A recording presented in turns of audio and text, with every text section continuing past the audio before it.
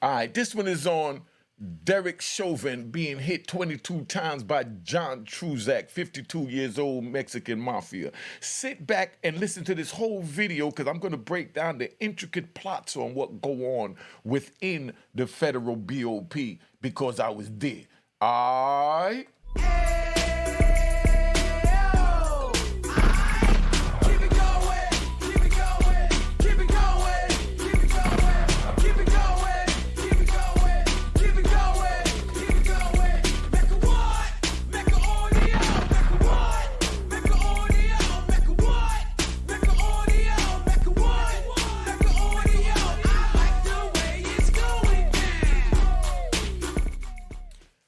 All right, you know what it is. Unique Mecca Audio, man. I'm here. I'm going to talk about Derek Chauvin being hit up 22 times by John Truzak, 52 years old, Mexican mafia.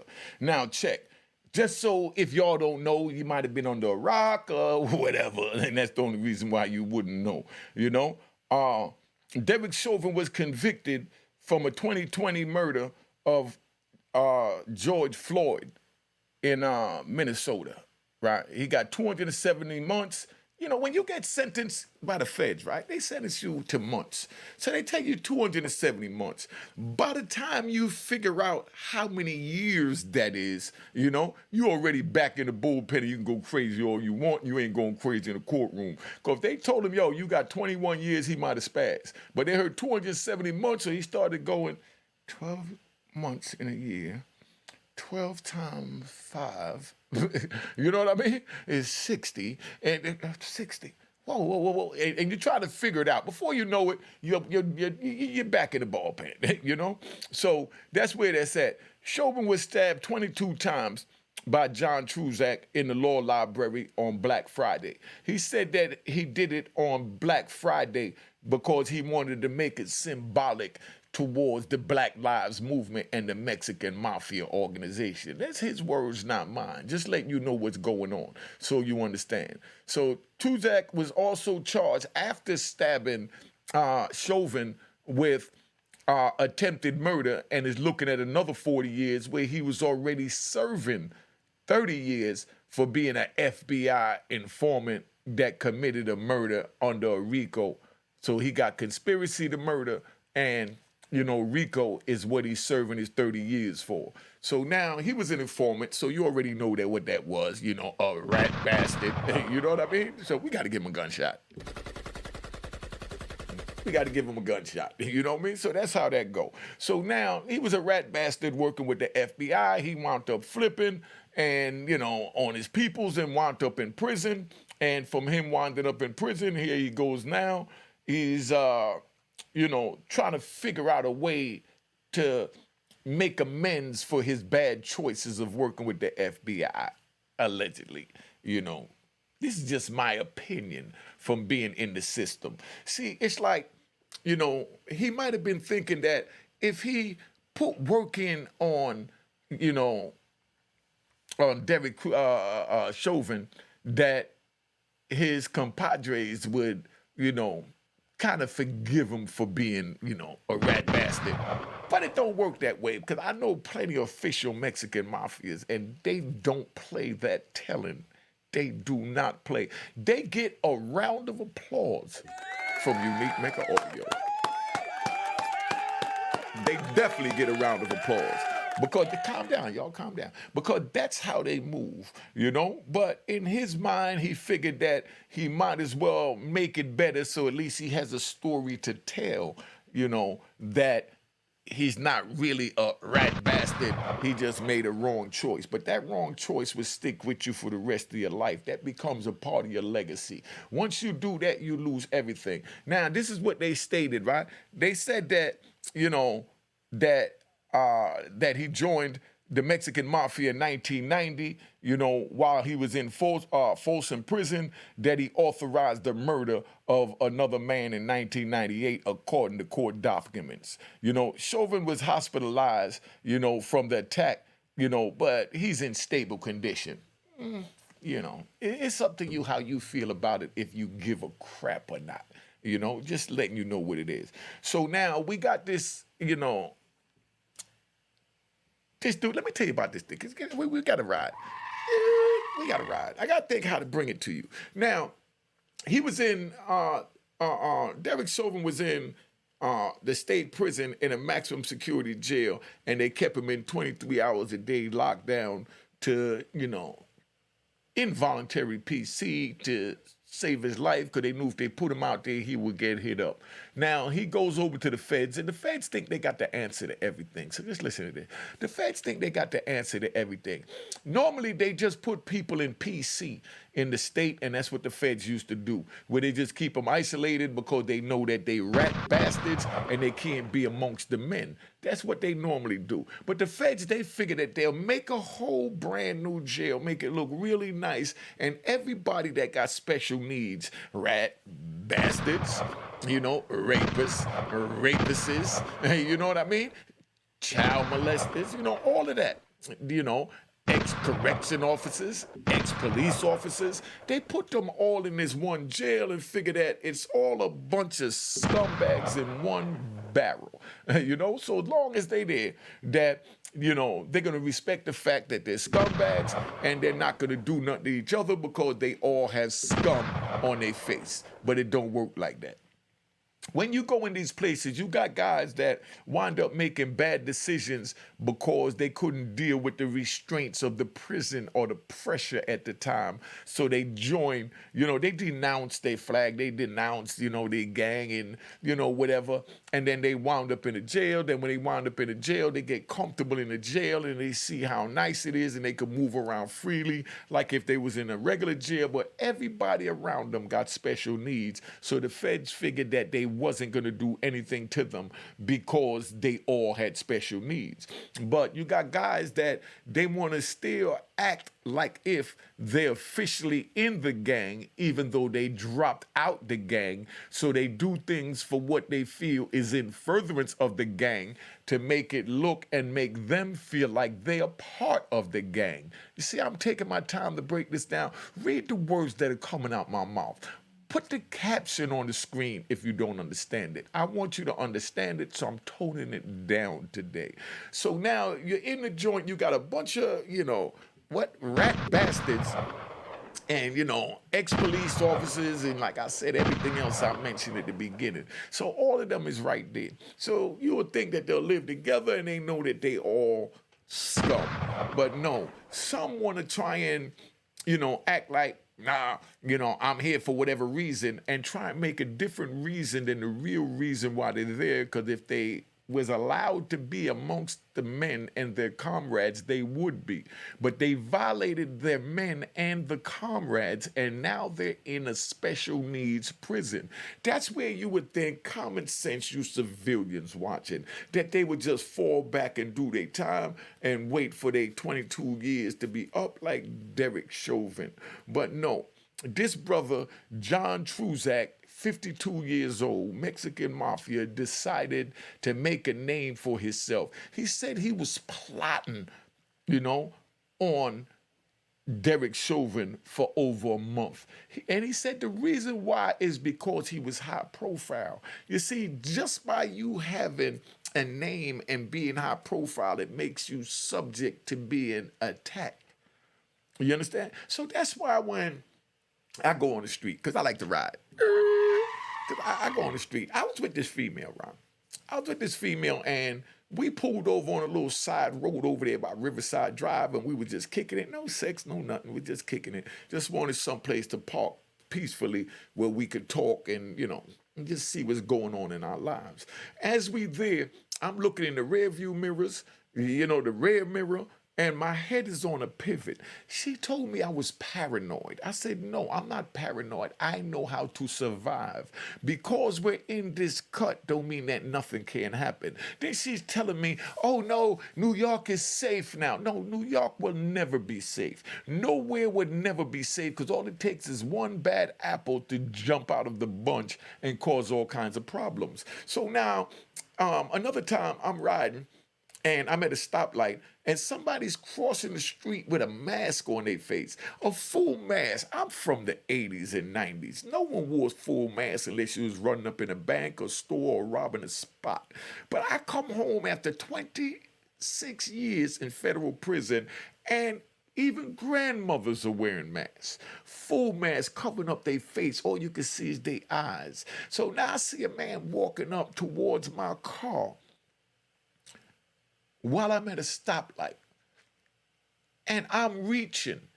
And as I'm reaching, she's grabbing my hand. Tell me, what are you doing? I'm like, no, relax. You don't see this dude? She's like, man, he just crossing the street. No, he has a mask on.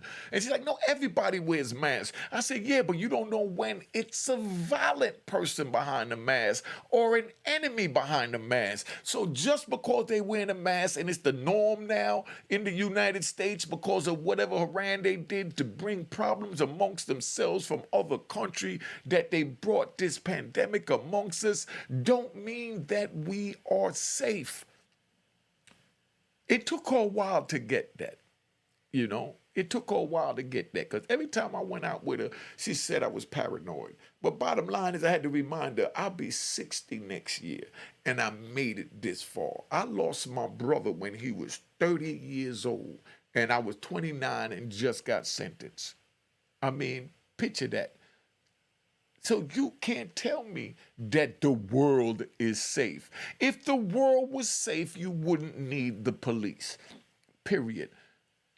If you're in the street, which I'm telling you not to be, you don't go to the police. You just handle your business. So a man walking up with a mask, I'm not going to sit there and call the police 911. He's a man walking by my car with a mask. They'll laugh at me because they'll say the stupid crap that this chick said, that it's safe. No, it's not safe. Before you know it, just the other day, you know, one of my ex-comrades, because he was on some man time before, did some business with him and did time with him and all that, he just got his face blown off. You know, I'm not even going to say no names because the people from the street know. He got his face blown off 12 o'clock midnight while he was in a parking lot. But he was, you know, allegedly, because I didn't see the paperwork, you know, a rat bastard, and he got what rat bastards get from old timers. You new timers, you get on the keyboard and you talk and you rat and do whatever else you want to do, and you have no consequences to your actions. You haven't seen a man get decapitated for telling. You haven't seen a man get his tongue cut out his mouth for telling. You haven't seen a man get his mother killed for telling. So that's why you think it's cool. I'm not trying to promote anything. I'm just letting y'all know what it is, that when you start telling and you're telling on someone on the street or you're dealing with someone from the street, anything goes, because right now you're no different than a cockroach in your kitchen. You know how you walk and you see a cockroach, you kill it. You know what I mean? You see a rat bastard, you know what to do. You know what I mean? Let's give a gunshot. You know, I'm sorry, but this is a gangster channel, man. So if you're not a gangster, y'all tap out right now. If you're not on gangster time, I'm telling y'all tap out right now because we're not going to play this game. I'm going to give it to you raw because I want the youngest to understand what this is. You getting away with a lot of this fugazi social media crap because there's no consequences. When them people put the cuffs on you, this man, Derek Chauvin, that's sitting here right now, on this screen, Derek Chauvin never anticipated or phantomed that he would be in a federal prison and having a deal with a Mexican mafia. Never. Remember that. The same way y'all never phantom you'll wind up in a federal prison or state prison, but any wrong move, whether you did it or not, could cost you your life. And that's what I'm trying to protect. I'm trying to protect your life. I'm trying to save you, you know? So that's why I'm bringing it to you raw. And of course, we got the opposition, as they say nowadays, the ops. I just call them rat bastards. You know what I mean? And I'm going to get some rat bastard t-shirts and hat made real soon for my official people that already know what to do with a rat bastard. You know what I mean? So that's what it is. Welcome to the Gangster Channel. Let me give y'all 3 seconds to tap out for the ones that's offended. All right, now take this with you on the way out. That's how I feel about you. You know what I mean? Now, Chauvin stated that he was plotting this for over a month because he was a high-profile, inmate. Talking about Chauvin. That's the same way as I'm sitting here on YouTube and you other YouTubers are sitting here on YouTube. Someone is out there plotting on your life. Never forget that. I never forget that when I walk out on those streets, it might be a rat bastard that wants the credit for saying that I shut down the gangster channel. But you know what? I walk with the gods, so I'm not worried about you. To me, you're scum. You know what I mean? Roll up on me and you'll see how well Unique Mecca Audio handled himself. Like I said, I'll stay working out. I'm going to start back my prison workout in a minute. You know what I mean? And just remember, we all bleed, like Biggie Smalls says. We all bleed. He got a gun, she got a gun. He got a knife, he got a knife. Everything is equal because we're in the free world. In prison, this brother, John Truzak, had to make a gun.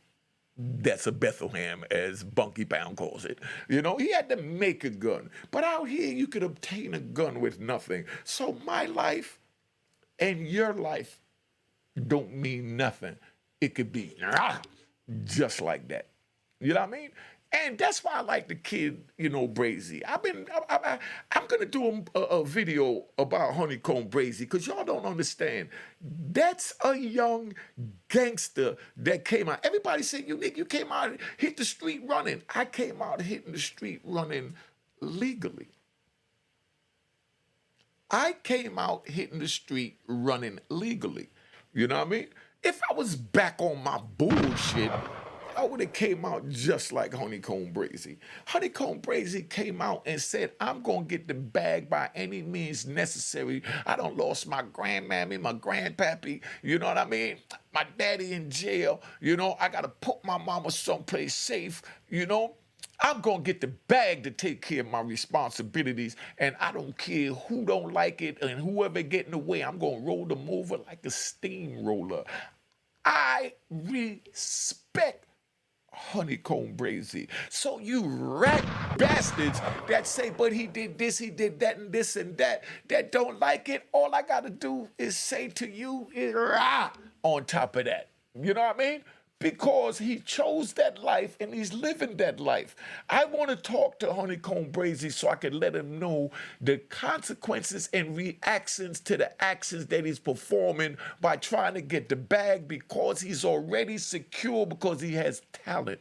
Just like I have talent with these YouTube videos. So I don't need to run out there with a pistol and do nothing crazy. I just got to be patient. I learned patience from sitting in solitary confinement in 80X Supermax for 5 years where nothing moved but my eyes trying to keep the walls from closing in. You know what it's like when the walls are trying to close in and you feel like you want to be Spartacus and put your hands on the side of the wall and hold them from going in, and you can't even do that because they're not really coming in. So you try and take your eyes and push them apart. Could you imagine trying to push the walls apart with your eyes for 5 years because they're caving in on you? That's how I had to live. That's what I want to let Honeykomb Brazy know that I don't want for him. He makes the banging music. Everything he does go viral. Dude, you got the bag at your fingertips. You know what I mean? You said you chill. That's a blessing. Alhamdulillah. Round of applause for him chilling. You know? Relax, baby. Relax, relax. Relax, y'all. God damn. Let me finish my story. See, the thing that I want y'all to understand about this is people enter into fights and wars with us when they're not playing by the same rules, and when we play by our rules, which is the norm on the street, you understand? And we bring the drama and the violence, then the people that chose to fight with us say, he's wilding, he's bugging out. No. Honeykomb Brazy feels as though Finesse 2 times violated him and he broke the code. So he's treating him the way people is treated when you break the code. I put you on, you blow, you break me off. You don't break me off, there's no more bond, there's no more nothing between us. And right now you become the ops until I get my cut from putting you on with the connect, whether it's with cocaine or rap-a-lot. You see how I break this down so y'all understand? I know I'm good at this. I'm the shit. You know what I mean? Round of applause to Unique Mecca Audio. Round of applause to Unique Mecca Audio, man. Yeah, round of applause. Relax, man. Relax. You see what I'm saying? But that's how I break it down. That's how I ride. See how we just riding right now? Welcome to the Mecca. Thank you. Now, so check. Truzak stated that he did this on Black Friday because it was symbolic to Black Lives Matter and the Black Hand, the Mexican Mafia. You never know what another man is thinking. That's why you stay out of people's way. I saw a video that I might report on where a dude punched a 14-year-old, mother in the face. Told her, if you say one more thing, I'm going to punch you in the face. He wasn't thinking of the repercussions because all he saw was a lady in front of him he knew he could whoop. So he punched the lady in the face a number of times. She went out to the car, told her son, 14 years old, get the gun and go handle that because you a man and nobody disrespect your mama. Little 14-year-old went in there and blew the dude face off. Now he died for jumping out there, not thinking or knowing that there's consequences to your actions. And the consequence for punching somebody's mama in the face is death. In the hood. Civilians, we love y'all to death. That's where you would have called the police and been all on TMZ with your face beat up saying that a man beat you up. But this lady from the hood, her son did what he was supposed to do. I could say that. I don't have to say alleged. I can say supposed to do because even the prosecutors didn't charge this young man for shooting a dude to death, for punching his mother and beating her down like she was a dog for no reason. See, y'all don't think about the consequences to your actions, man. When you put your hands on a female, remember she has a brother, an uncle, a nephew, a bunch of nieces that'll come and scratch you all in the face. All of that is available. Don't put yourself in that situation, man. Just follow the code and respect others the way you want to be respected. Now, let me say this. Chauvin'S in stable condition. Chauvin'S in stable condition for those of y'all that give a crap. You know what I mean? And Truzak, the guy that hit him up 22 times, right? He pled guilty to RICO and conspiring to kill a rival gang member, And he was previously working with the FBI. Do I have sympathy for him? Y'all put it in the comments if you think Unique Mecca Audio got any sympathy for him. But I'm just going to say this. Gunshots. Don't violate the law to be put in a situation to be something that you're not, and that's a stand-up man under the street code. It don't work that way. So I'm telling y'all, stop it. Get out the street. Get out the gangs. Get a job. I'm working for an organization called Grow Up, Grow Out, Credible Messengers. If y'all need a job, contact me. And we'll try and see what we could do because I want to prevent you from going down the path that I went down. Now, I've been on here long enough. I done gave y'all enough. Make sure you cop the book of Roy in Harlem. My Instagram on the screen, my Cash App on the screen. Hit the logo, make sure it says creating 2020. If you ain't got $1, you feel I'm being Reverend Ike because I'm asking to be compensated for giving you all these jewels, at least subscribe if you're not subscribed. Hit the notification bell if you haven't. Like these videos. And secondly, and just as importantly, share this video so everyone sees the message. And hopefully we could prevent someone from being in a life of crime that might save our lives by us getting hit by a stray bullet. Y'all got that? Been on here long enough, man. I'm tapping the hell out. All right. Cheers. Toast the crime. Toast the crime. The crime. The crime. The crime.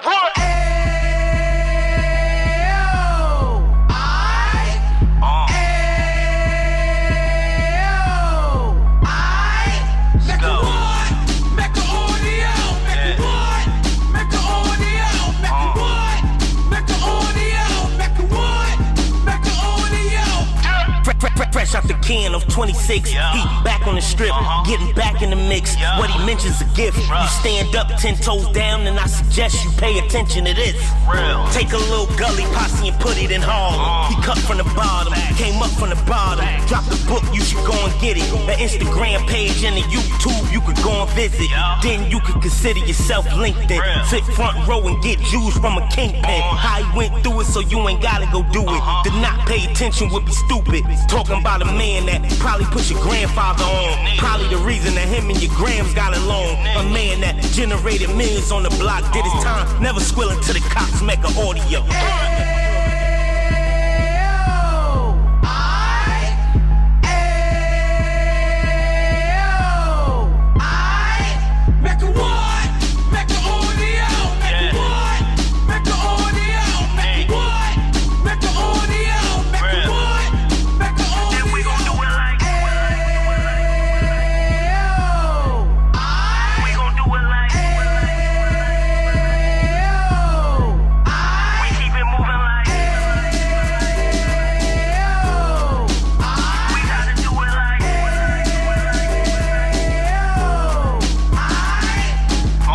Get it live like 2 G's in the 90s. Drop top beamer so shiny. I let shorty go, she was whining.